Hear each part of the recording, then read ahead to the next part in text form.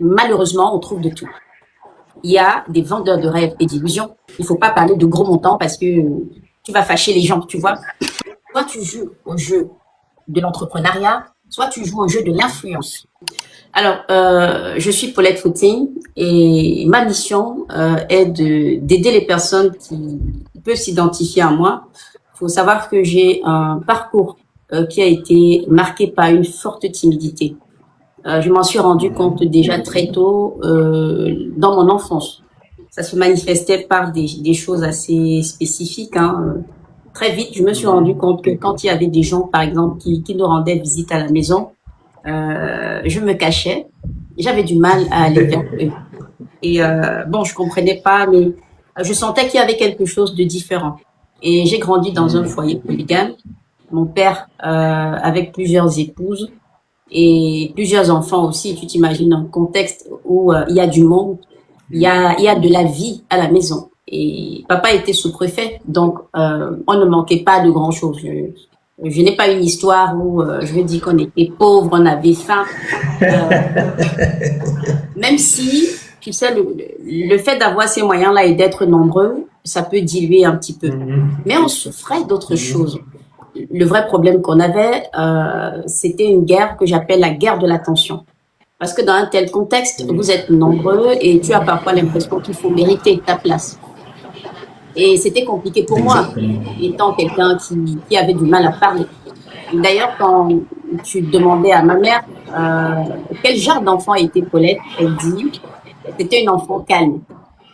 Mais ce n'était pas du calme, c'était de la timidité. Et j'en parle parce que ça a été un véritable problème pour moi dans ma vie.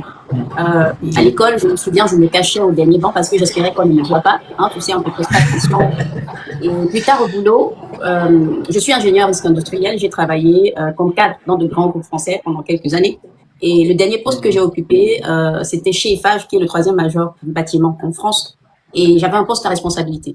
Alors, qui dit responsabilité dit management, même s'il était transversal, dit organiser des réunions et autres. C'était dur, c'était compliqué parce que rien qu'un simple tour de table, tu sais, dans un contexte ainsi où il faut qu'on se présente, bah t'écoutes plus rien parce que ton cœur il bat, hein, tu attends, et quand ça arrive à ton tour, tu parles de manière tellement expéditive que tu te libères. Je sais pas si tu imagines le truc. Alors, j'ai réussi à m'en libérer, on en parlera plus tard, je t'expliquerai comment, mais ça n'a pas été évident et ça date de très peu de temps et c'est aussi pour ça que ça fait très peu de temps aussi que j'apparais sur les réseaux sociaux. J'étais là, mais de manière un peu off parce qu'il y avait ce problème-là. Donc aujourd'hui, ma mission, c'est d'aider les personnes qui ne vivent pas la vie qu'elles doivent vivre, que ce soit parce qu'elles sont timides elles aussi, que ce soit parce qu'elles manquent de confiance en elles. Ce sont des personnes aussi qui croient qu'elles ne peuvent pas faire ce qu'elles peuvent parce que je suis persuadée que nous avons des ressources au fond de nous qui sont illimitées. Il faut juste prendre conscience de cela et dans la majorité des cas, après, comme je dis souvent, il n'y a que le ciel qui est la limite.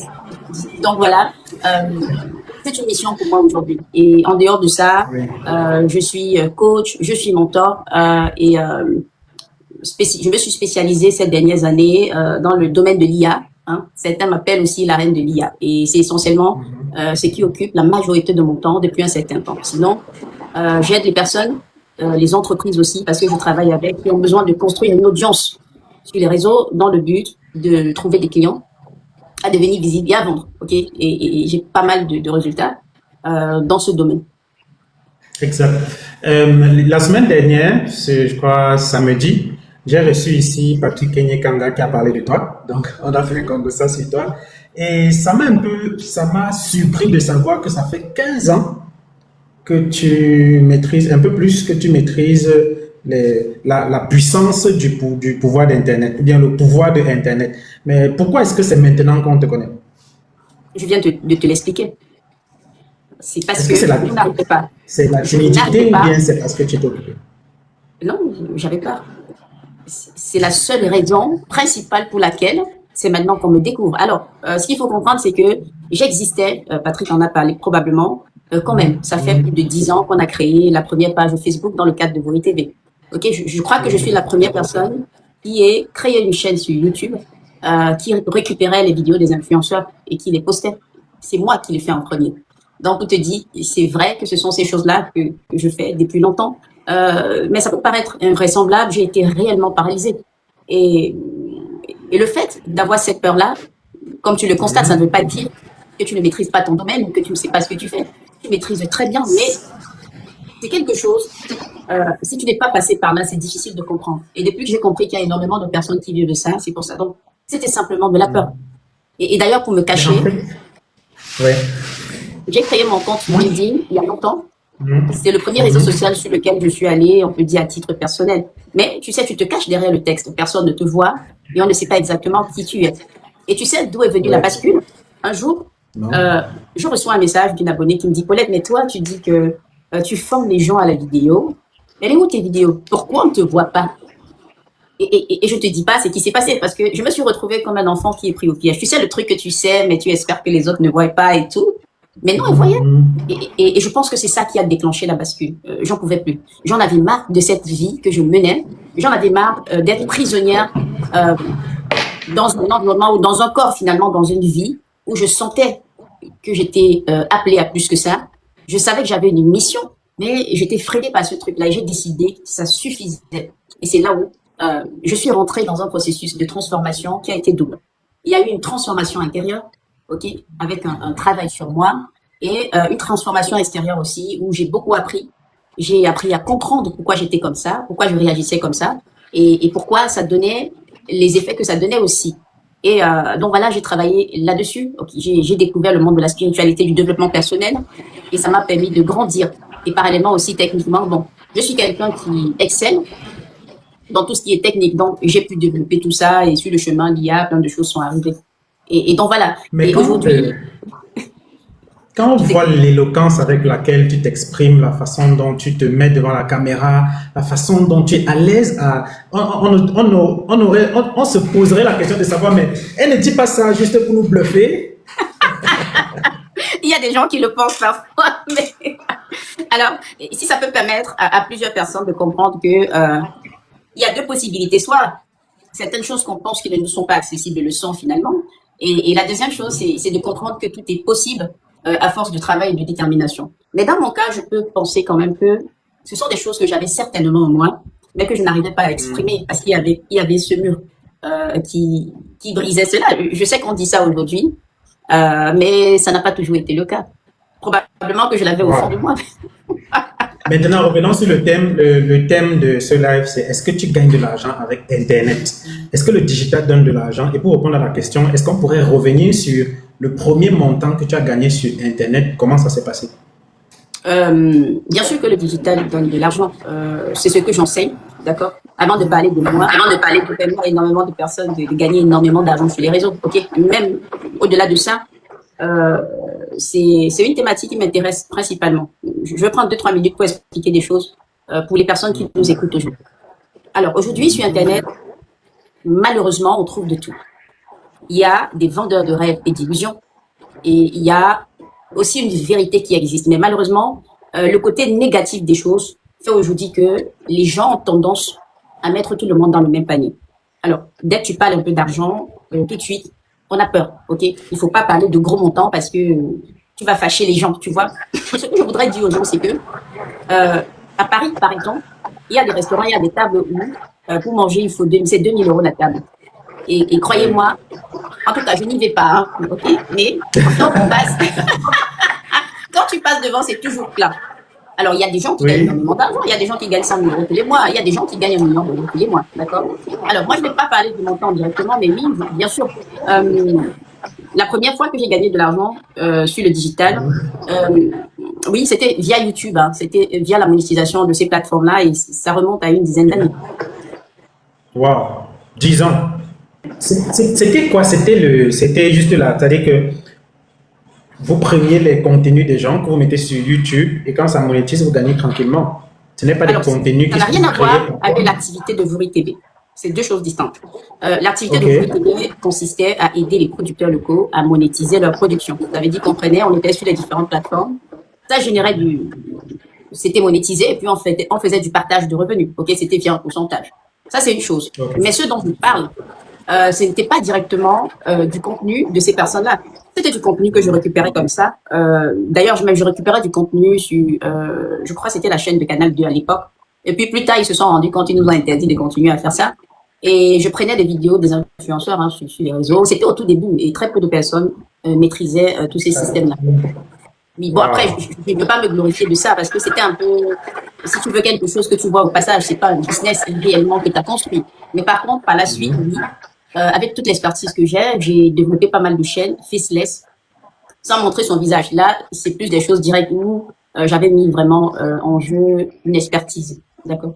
Et oui, ça peut générer pas mal d'argent. Quand on sait bien que il y a plusieurs façons, il y a trois façons principales de gagner de l'argent sur les réseaux sociaux. OK? Et puis même, j'ai fait un post là-dessus aujourd'hui. Quand tu arrives sur Internet, il y a deux voies et il faut que tu sois au clair là-dessus. La plupart des gens, ce n'est pas le cas et c'est pour ça qu'ils galèrent. Il y a deux voies. Soit tu joues au jeu de l'entrepreneuriat, soit tu joues au jeu de l'influence. OK? Et puis au milieu, il y a un petit peu ceux qui se débrouillent là avec du contenu faceless et autres. Ça, c'est une catégorie un petit peu au milieu. Mais les deux principales catégories, c'est l'entrepreneur ou l'influenceur. Et alors, il y a des gens qui arrivent et qui veulent jouer au jeu de l'influence alors qu'ils sont des entrepreneurs et vice-versa et ça ne marche pas. L'entrepreneur, c'est ce que nous faisons. Ok, nous sommes des créateurs de contenu éducatif. En général, la manière avec laquelle on va générer des revenus, c'est pas la vente de produits numériques, digitaux, des formations, des e-books, ce genre de choses, des programmes d'accompagnement. Alors là, si tu t'amuses à jouer au jeu de l'influence, tu vas perdre parce que tu ne seras pas assez solide pour faire énormément de vues comme l'influenceur et ça va pas aller parce que tu n'attires pas la bonne audience de l'autre côté. C'est très important de te positionner vite dès le départ. Et puis on sait, le modèle économique de l'influenceur, ce sont les vues, c'est les partenariats avec les marques. Au milieu, on trouve des entrepreneurs influenceurs, mais ça aussi, il y a beaucoup de gens qui veulent jouer à ce jeu tout de suite. Ça ne marche pas. Alors, il y a des prérequis. Il faut être là depuis un certain temps. Elle va bâtir déjà une audience. La personne, par exemple, qui représente très bien ça aujourd'hui, c'est Philippe Simon. C'est vraiment, il incarne réellement ça, parce que c'est quelqu'un qui a eu le temps de bâtir une influence, de construire quelque chose de solide. Et puis aujourd'hui, il est au milieu. Tu vois, il est à la fois influenceur et entrepreneur. Mais tu vois bien qu'il n'aurait pas pu commencer comme ça n'aurait pas marché. Tu vois, et ce n'est même pas donné à tout le monde, ne réussira pas à avoir cette agilité-là. Ok. Donc voilà, moi, au départ, je ne me montrais pas, c'était un peu du faceless. Et puis voilà, il y avait cette façon de gagner de l'argent. Mais tu peux aussi poser les prémices de la partie entrepreneuriat dès le départ, parce que finalement, c'est stratégique. Quand tu as les bonnes stratégies et que tu as l'alignement, tu arrives aussi à vendre tes produits et tes services derrière. Oui. Bon, on va toujours parler de tes débuts. D'où te vient le déclic de te nicher très précisément dans ce dans quoi on te connaît aujourd'hui? Comment tu fais pour savoir même que tu dois pouvoir choisir un domaine précisément? Comment tu choisis le domaine? Comment est-ce que tu lances tes premiers contenus? Comment tu fais quelle est la stratégie qui te permet d'être aujourd'hui assez visible? Bon, ce sont des choses que j'ai compris très tôt aussi. Alors j'ai une chance, et je rends gloire à Dieu pour ça. Je suis quelqu'un de très smart. Ça veut dire quoi? Moi, j'anticipe pas. J'ai toujours la vision sur ce qui va se passer dans 5 ans. Et ça, c'est clair. Je ne sais pas pourquoi je suis comme ça. Je suis comme ça. Et cette notion de positionnement, de stratégie dont je te parle, c'est des choses que j'ai compris il y a de nombreuses années. Si tu veux, les aspects stratégiques, je connaissais déjà. Maintenant, si on veut parler du positionnement au niveau de l'IA, moi, la première fois que j'ai ouvert ChatGPT, j'ai compris tout de suite qu'il y avait un changement qui se passait.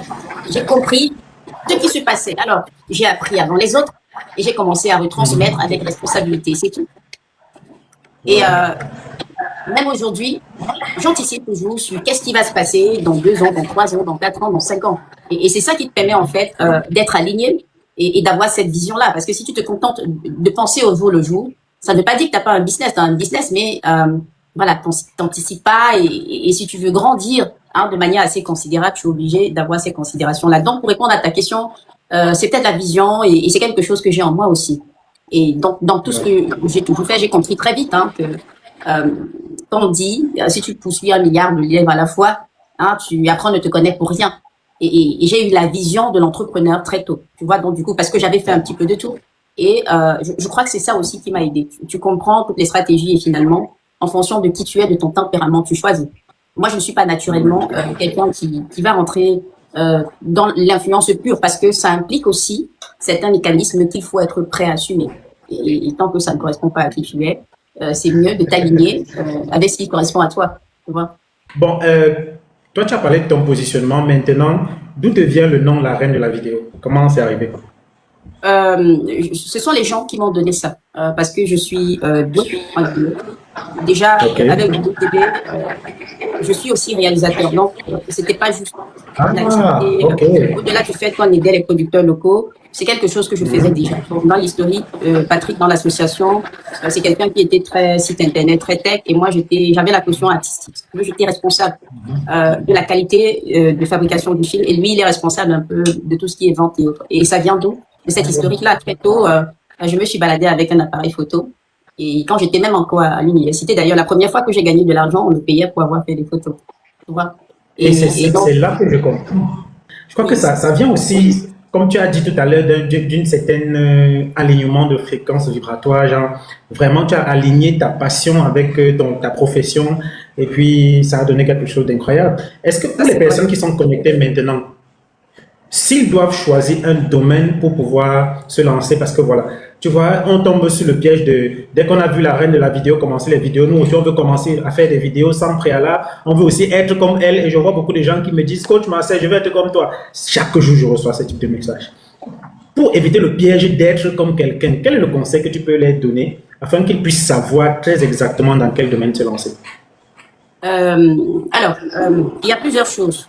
Souvent, on entend les gens dire que si tu fais ce que tu aimes, alors tu seras heureux. On demande aux gens de se lancer dans la passion. Alors aujourd'hui, je suis complètement contre ça. Hein. Et ma position, elle est tranchée. Ok. La passion, quand elle devient la source de revenus, ce qui te nourrit, ça devient dangereux. Ok. Et moi, je propose de procéder dans le sens inverse. Alors, tu dois plutôt identifier quelque chose qui peut fonctionner. Y a-t-il un marché? Et vérifie les tailles de marché.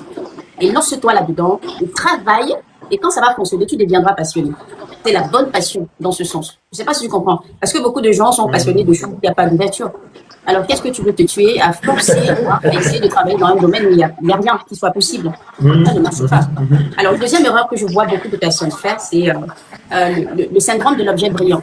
Okay, je le vois au quotidien avec des gens qui m'aiment bien, qui veulent me ressembler et qui se lancent et qui arrêtent. Alors pourquoi? Parce que ce qui va faire connaître aujourd'hui, ce n'est pas juste la vidéo, c'est l'histoire que j'ai, c'est toutes les connaissances que j'ai, c'est le parcours.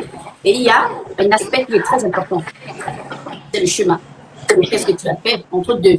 Et qu'est-ce que ça t'a apporté? Qu'est-ce que tu as appris? C'est ton réseau, c'est énormément de choses. Alors, ce que les gens doivent comprendre, c'est qu'on remarque des personnes aujourd'hui uniquement quand elles brillent, mais on ne voit jamais quand elles étaient dans l'obscurité et tout, le chemin qu'elles ont dû parcourir quand c'était difficile.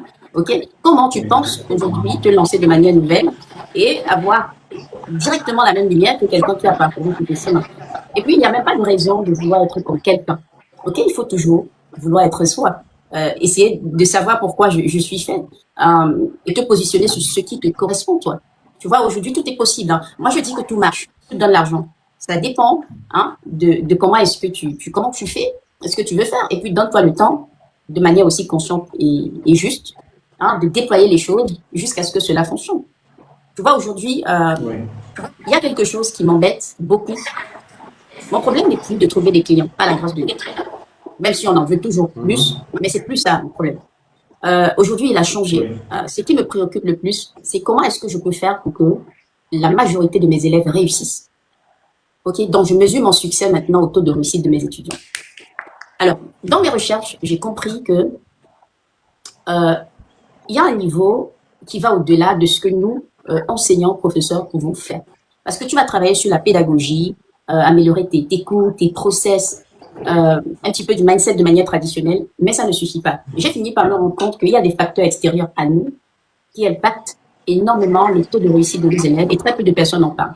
Alors, les gens viennent dans nos programmes avec des bagages, avec des choses difficiles, des douleurs, la vie elle est compliquée. Et l'état émotionnel avec lequel ils arrivent, ça va impacter forcément ce que tu es en capacité de leur transmettre.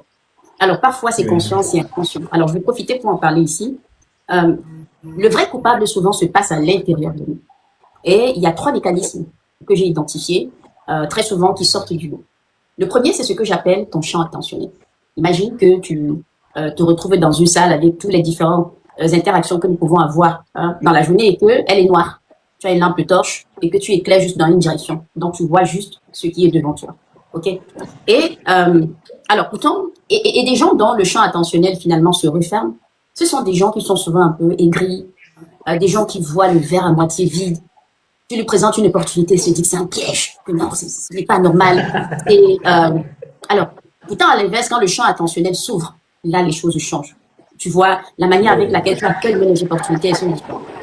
La deuxième chose, c'est l'environnement. Alors, l'environnement, c'est pas juste la maison dans laquelle on est ou les collègues au bureau. L'environnement va au-delà de ça.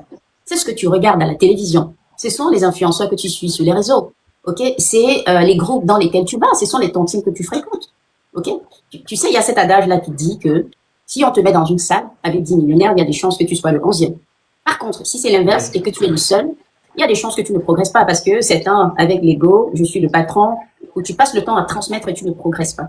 Ok, regarde, quand tu vas trouver des gens qui, il est salarié, il a quelques amis qui le sont, on a l'habitude de se retrouver le week-end pour boire une bière, regarder un match de foot, aller en boîte, draguer la petite qui passe de l'autre côté.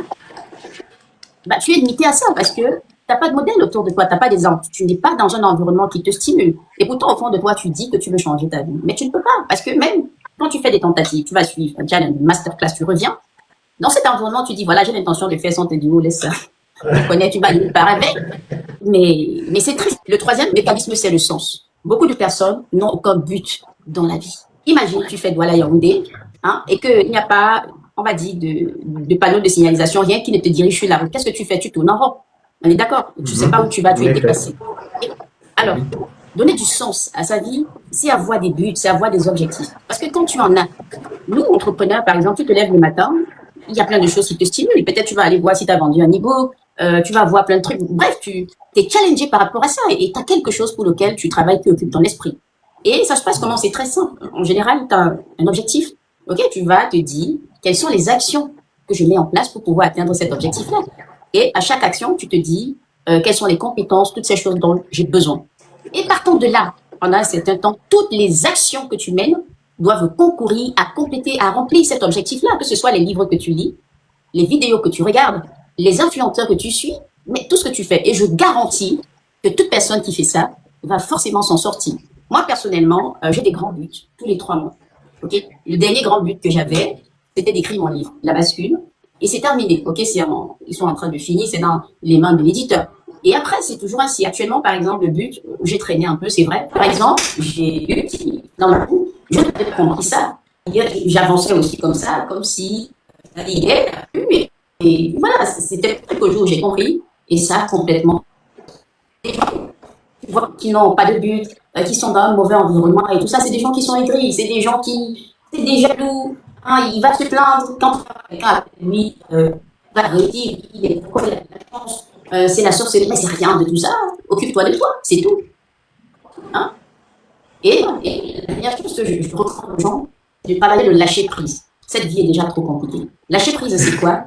C'est d'identifier, quand il t'arrive un truc, la question que tu te poses. Est-ce que je peux faire quelque chose pour changer? Qu'est-ce que tu vas faire? Sinon, tu n'arrives plus à rien faire. Tu es au boulot comme un fou. Tu es dans une formation peu mort. Tu es un peu à la terre entièrement. L'état intérieur et la manière dont elle impacte directement ce que tu peux faire. Et quand tu finis par le comment, alors j'ai commencé à poser un article que j'ai Quand tu parles par exemple de notre environnement ou de notre mindset, de tout ce qu'il y a dans nos têtes, ça me rappelle le fait que, tu vois, toi par exemple, on va te dire que toi tu as réussi parce que tu es dans un environnement autre que l'Afrique.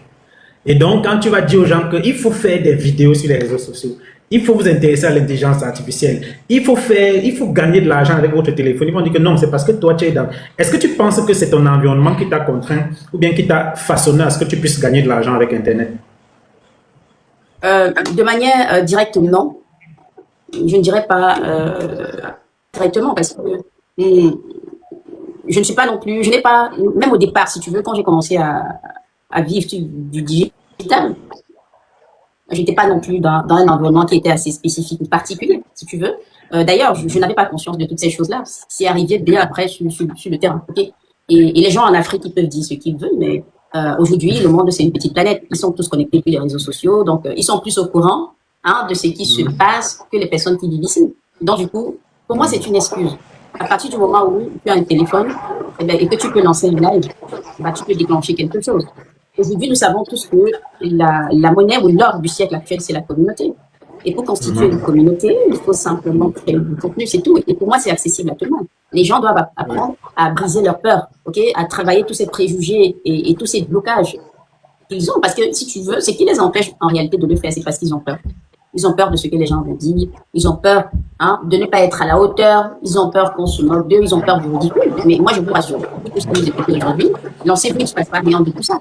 Et regarde, d'ailleurs, aujourd'hui, j'ai lancé l'IA Impacto, ce programme avec lequel je vais faire le tour de l'Afrique pour former les jeunes à l'intelligence artificielle. C'est venu d'où? Ça fait 3 ans que j'ai commencé à donner des formations en ligne. Voilà. Et très vite, pourquoi j'ai lancé ce programme? Je me suis rendu compte que dans les formations que je donnais, des jeunes en Afrique ont commencé à gagner 500 000 francs, 1 million, 2 millions, 3 millions, à partir de l'Afrique. Et je me suis dit, mince, mais si ça arrive à une poignée de personnes que je forme actuellement, mais qu'est-ce qui se passerait s'ils étaient des centaines de millions? Et c'est ça qui a fait que j'ai décidé de partir à leur rencontre avec ceux-là. Et ces gens sont en Afrique. Attends, dis ça doucement. Il y a des gens qui sont connectés ici qui depuis sont en train de lire. Les gars n'arrivent pas à trouver les moyens pour gagner de l'argent. Tu es en train de dire que de là où tu es, tu as formé les gens à utiliser l'intelligence artificielle pour gagner de l'argent. Et aujourd'hui, il y en a qui gagnent 200, 500, 1 million de francs CFA. Jusqu'à 3 millions de francs CFA. Étant en Afrique. Je crois que tout le monde est entré dans les c'est possible. Parce que, regarde, les gens ne se préoccupent pas de qui tu es et de où tu es. En tout cas, ça concerne certains métiers. Les gens se préoccupent du résultat que tu leur attends. Je vais prendre par exemple la création de sites internet avec l'intelligence artificielle. C'est l'une des formations phares que nous donnons. Quelqu'un va rechercher une personne qui peut lui créer son site internet. Tu postules, il te prend. Tu penses que quand tu vas lui livrer son site, qui est bien fait et qui correspond au cahier des charges qu'il t'a donné, il va te demander où tu es. Il va te demander ton nombre d'années d'expérience. Il va te demander ce que tu as appris. Mais il est surexcité du résultat que tu lui donnes. C'est tout. On est d'accord. Et moi, j'ai vu une capture d'écran que tu as posté, une capture d'écran où tu as formé quelqu'un qui a réussi à réaliser une vidéo pour une entreprise et qui a été payé à 250 $, euros, quelque chose comme ça. Il y en a beaucoup. Il y en a qui facturent, ceux qui facturent peu. Parfois, il y en a qui ont facturé à 40 $, mais ils ont peur. Donc, je peux leur comprendre, c'est un problème de confiance. Mais il y en a régulièrement qui facturent la vidéo à 400 $, à 800 $, voire au-delà. Alors, regarde. Mais est-ce que tu peux bien... Il faut déjà que tu situes bien le contexte parce que les gens sont là vraiment... Il faut que tu expliques ça, comment on va comprendre. Est-ce que tu offres un accompagnement? Alors, prends la bouteille d'eau. Qui permet... Prends une bouteille d'eau. Oui. La bouteille d'eau. C'est l'exemple. Tout le monde sait, je n'invente pas cette citation, je la donne dans un petit quartier, ça coûte, c'est pas 500 francs. Quand tu vas à la course, ça coûte combien? Ça, c'est la première chose. La deuxième chose, maintenant, quand tu prends un e-commerçant, ok, il y a des solutions, donc c'est plus évident, il doit faire de la publicité, il vend.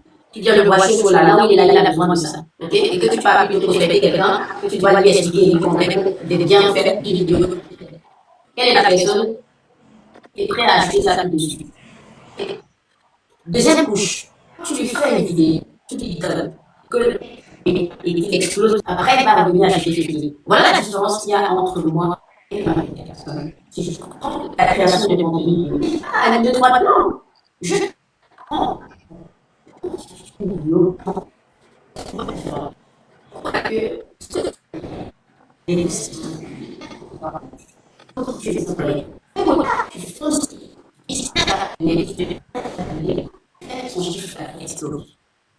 Quand tu travailles comme ça, tu vas forcément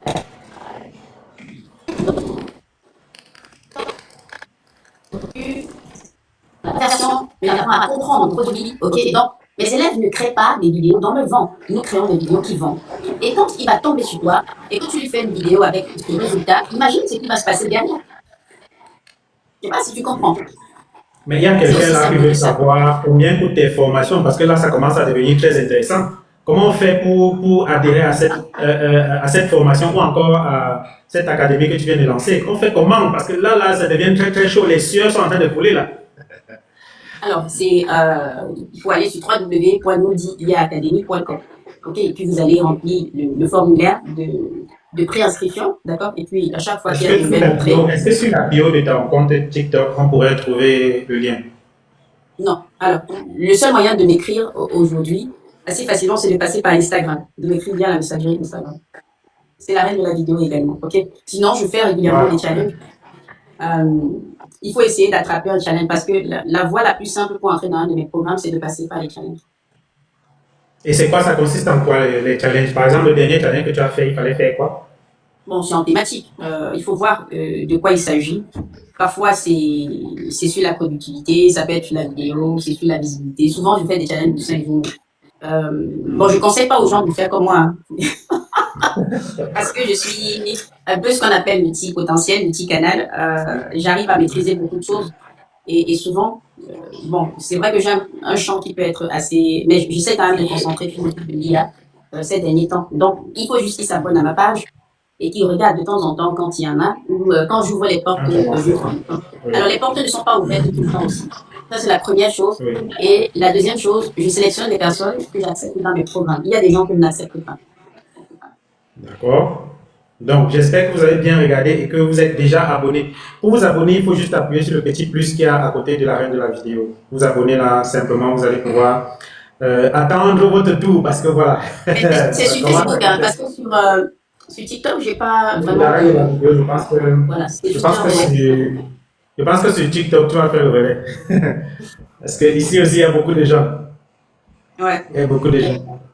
Mais la question que je voudrais savoir, c'est celle de... Tu nous as donné, par exemple, les deux possibilités de gagner de l'argent sur les réseaux sociaux, l'entrepreneuriat et l'influence. Et à voir ce que nous, on est en train de voir sur les réseaux sociaux, il semblerait que l'influence est beaucoup plus facile que l'entrepreneuriat. Parce que, tu vois, sur ce live, il y a moins de 100 personnes connectées. Si c'était un live où on a fait comme ça, c'est que peut-être il y a 2000, 5000 personnes connectées. Ouais, pourquoi est-ce que tu as choisi le côté entrepreneuriat, que tu sais que c'est difficile, alors que toi, étant femme, tu aurais pu mieux exceller dans le domaine de l'influence? Bon, je crois que c'est un petit peu lié à la personne que je suis. C'est un peu lié à nos valeurs. Ok. Alors, je ne dénigrerai pas les personnes qui sont plutôt dans le domaine de l'influence parce que je pense que il faut un petit peu de tout pour faire un monde. La vie, pour moi, c'est un jeu d'équilibre. Les gens doivent identifier ce pourquoi ils sont appelés et se mettre là-dedans. Ok. Si j'avais senti qu'il fallait que je sois dans le domaine de... Comment on va dire? Bon, je ne suis pas sûre que j'aurais fait ça parce que ça ne correspond pas à la personne que je suis. Mais il faut aussi ça parce que, tu sais, on rigole, mais la plupart des temps, même dans les personnes en fait qui vont suivre ces gens-là, ce sont les entrepreneurs aussi. C'est parfois des champions qui se partent de ça et pour rigoler. Donc du coup, si on veut être honnête, ça les nourrit aussi. Tu es d'accord avec moi? Voilà. Pour moi, c'est juste un jeu d'équilibre. Donc, si je dois parler pour moi, je pense que vu mon parcours, et c'était naturel que c'est ce que je devais faire parce que je suis quelqu'un qui est assez dans des trucs plutôt intellectuels. Ok. Et voilà, donc j'aime bien transmettre, j'aime enseigner. Dans la voie de buzz, bon, il y a moins, tu vois cet aspect-là, c'est pas lié à ça. Et moi, je suis plus dans la transmission. C'est là où vraiment je me sens bien. J'adore transmettre mes connaissances. C'est plaisant pour moi de voir que j'ai aidé quelqu'un et qu'il a pu améliorer sa vie. Tu vois, c'est ma mission. Et c'est vraiment décalé de cet environnement-là. Et tu as dit quelque chose de très, très intéressant. Oui, c'est très facile. Très intéressant. Oui. Ouais, je devrais conclure en disant que oui, tu as raison, que c'est plus difficile ce que nous faisons. Oui. Tu as dit quelque chose de très intéressant dans ta précédente intervention, c'est que tu es beaucoup plus focalisé sur la réussite de tes étudiants que sur ta réussite personnelle. C'est tellement profond que je voudrais que tu reviennes dessus. Parce que les entrepreneurs à succès aujourd'hui, à un moment donné, il y a une certaine dimension de la prospérité qu'ils ne peuvent pas atteindre s'ils ne redescendent pas porter les gens pour les faire monter. C'est vrai. Quel est ton avis précisément sur les milliardaires africains qui voilà, sont les plus riches, les seuls riches de leur village par rapport à toi, tes ambitions? Alors, à titre personnel, je suis quelqu'un qui est généreux. J'ai toujours été comme ça. Dieu m'a créé ainsi. Que ce soit en famille, j'ai toujours été ainsi, que ce soit les personnes qui sont autour de moi. Et cette façon d'être là se retrouve aussi dans ce que je fais d'un point de vue professionnel. Je suis quelqu'un qui suis très attaché à à l'équilibre de l'être humain. Moi, quand je vois des gens souffrir autour de moi, ce sont des choses qui me touchent personnellement. Et même d'ailleurs, dans mes formations d'aujourd'hui, l'aspect humain est au centre. Ça m'arrive souvent même de, quand quelqu'un ne va pas bien, il y a des fois, je prends le temps, malgré le fait que je n'ai pas ce temps-là pour appeler des gens et pour échanger personnellement. Et des fois, je les redirige vers des professionnels qui vont pouvoir les aider d'un point de vue émotionnel, psychologique et autres. Maintenant, en ce qui concerne tout ce qui est prospérité et autres, tu sais, pour réussir dans ce que nous faisons, il faut avoir l'esprit du don et la générosité, sinon tu n'iras pas loin. Quelque chose que j'expérimente personnellement dans ma vie, c'est que si tu veux réussir, il faut transmettre aux autres, il faut aider les autres. En fait, ça doit être ce que tu mets en avant de manière principale. Et l'argent est une conséquence de ça. Alors, celui qui arrive avec pour objectif premier et ambition première de gagner de l'argent, très vite, il sera déstabilisé, ça ne va pas marcher parce que les gens le ressentent. Tu sais, tout est énergie. Ok, les gens ressentent l'énergie que tu transmets. Et ça va pas loin parce que ça se voit dans ton attitude et ton comportement. Par contre, quand tu viens avec l'envie d'aider les autres, en fait, nous devons être au service des autres. Et l'argent va tellement te poursuivre que tu ne sauras même pas ce que tu vas en faire. Et c'est vrai, si les gens veulent être honnêtes, je dis, toutes les personnes qui atteignent un certain niveau de prospérité, d'évolution, ils te le diront. Et il faut absolument avoir ce côté humanitaire. Et ceux qui ne l'ont pas, ils vont connaître une ascension qui va connaître une limite assez vite, assez rapide. Maintenant, la troisième question que tu as posée par rapport au partage, la redistribution des richesses. Moi, je suis pour que la majorité des personnes soient bien. Parce que regarde, si tu es comme moi et que tu supportes mal la souffrance des personnes autour de toi, tu vas toujours être la personne qui donne. Ok? Alors que quand ils sont bien, c'est-à-dire que tu les as appris à pécher eux aussi, tu n'as plus besoin. Mais c'est surtout tes compagnons. Regarde, imagine si tu es le seul qui est bien. Tu vas aller au cinéma avec qui? Tu vas en vacances avec qui? Tu t'amuses avec qui? Parce que c'est des gens qui vont te regarder mal, ils seront capables de finir avec toi, comme on dit. Alors que quand vous êtes tous au même niveau, il n'y a pas de raison que quelqu'un regarde autrement. Et ça, c'est un problème. Hein. Aujourd'hui, certains entrepreneurs vont se retrouver profondément seuls parce qu'il t'arrive des choses, mais tu n'es même pas en capacité de partager parce que partout autour de toi, c'est bizarre. Tu ne sais pas comment est-ce que les gens ils peuvent réagir. Et tu vois ce sentiment de jalousie. Par rapport à la jalousie, ma position est que c'est un sentiment qui est humain. Okay? Les gens rejettent souvent très vite la jalousie. Nous ne l'avons pas inventé, on l'a trouvé, c'est parce que ça existe et c'est réel. Et c'est normal que l'être humain ressente la jalousie. Ce n'est même pas ça le problème. Le problème vient à partir du moment où on ne sait pas gérer cette jalousie. Et pour réussir à retourner cela dans un sens positif, il faut travailler sur toi. D'où les notions de compréhension de qui on est, de développement personnel, de spiritualité. Si tu n'atteins pas un certain niveau spirituel, tu n'arriveras pas au stade où tu es capable de dompter ce type de sentiment et c'est dangereux pour toi. Parce que il y a par exemple ce truc-là où je vois plein de gens qui disent oui, ils sont là, ils font des personnes, mais ils ne sont pas prêts à former des gens qui vont les dépasser. Mais je suis désolée. Tant que tu vis et tu travailles, de la même manière que tu dépasses des gens, il y a des gens qui vont te dépasser. Travaille ton mindset. Un leader, c'est quelqu'un qui est capable de lever des personnes pour elles soient plus hautes. Et le coach William Donnet, une fois, j'étais à Douala, on échangeait. Et il m'a dit cette phrase-là que je trouve juste et que je partage. En fait, les gens s'embrouillent avec des choses existentielles alors qu'il y a des problèmes plus sérieux autour. Mais on discute comme ça de quelque chose qu'on va laisser pour partir. On est de passage sur la terre. Non, non, non. Il faut travailler le lâcher prise. Il faut se connaître. Il faut travailler son soin intérieur. Et là, tu peux dompter tous ces sentiments-là. Par contre, vouloir les régner ne sert à rien. Ça existe. C'est réel, on n'a pas créé. Il n'a jamais ressenti de la jalousie. La question, c'est qu'est-ce que tu en fais? Tu vois? Et au fur et à mesure que tu travailles sur ces aspects, c'est là où toi-même tu deviens libre. Et quand tu es libre, tu as une énergie pure au fond de toi et tu rayonnes. C'est ça, tu rejettes sur les gens et on te voit, tu deviens visible. Par contre, quand c'est l'inverse, tu ne vois pas. Tout à fait. Maintenant, revenons sur ta carrière de digitaliste. Oui. Tu gagnes de l'argent grâce à la création de contenu. Oui. Tu formes les gens à pouvoir gagner de l'argent grâce à la création de contenu. D'accord. Quand tu regardes, et comme tu l'as dit, tu es vraiment un peu en avance sur le temps. Quand tu regardes le domaine du digital aujourd'hui et tu regardes dans 5 ans, qu'est-ce que tu vois? Alors, nous sommes en train de vivre une transformation qui va transformer toute l'économie. Et au niveau du digital, de la visibilité, nous entrons dans l'ère de la compétence et de la marque personnelle. Alors, pourquoi? Parce que, et ça je le dis depuis un an, depuis presque 2 ans. En tout cas, quand il y a arrivé, j'ai dit voilà ce qui arrive. On est inondé de contenu aujourd'hui. Récemment, quand il y a eu la version 5 de Agent, j'ai créé mon avatar. Moi-même, je suis sautée sur ma chaise. Tellement ça me ressemblait. Je ma voix, je disais ouais. Et regarde autour de nous, créer du contenu, une vidéo aujourd'hui est devenue assez simple. Moi, j'ai fait les premières vidéos publicitaires au tout début. C'était dur aujourd'hui. Pour moi, c'est The Finger in the Nose, c'est rien du tout.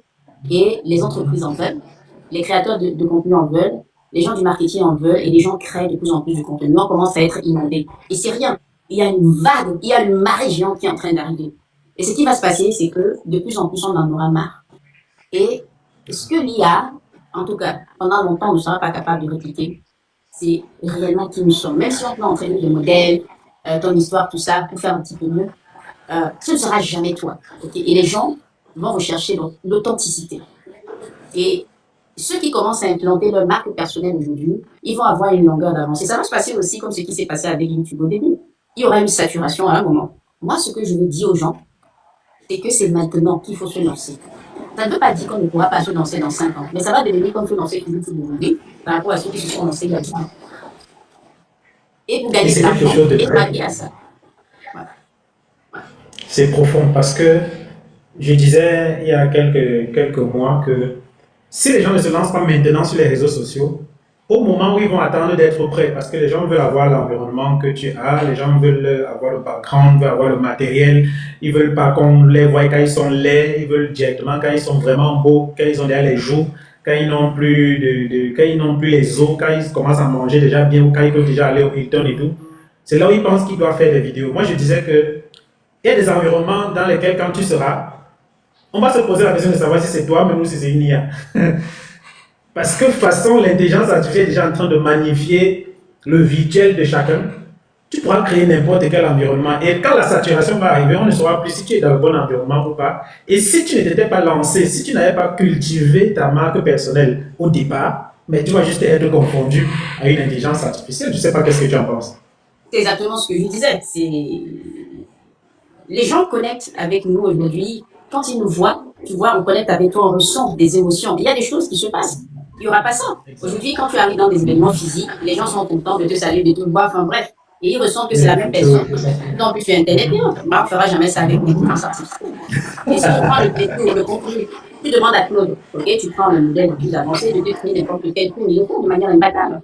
Ok, donc les cours, machin, tout ça, ce n'est plus ce qui est important aujourd'hui. C'est la compétence, parce que de plus en plus, ce monde-là se transforme. Les gens vont payer pour quelqu'un qui est en face de lui pour bien expliquer. Si tu n'es pas compétent dans ton domaine, tu vas t'asseoir ou on te pose 2-3 questions, tu es mort. Ça va faire une sélection naturelle. Tu vas voir un bien progressivement qui va terrasser énormément de choses.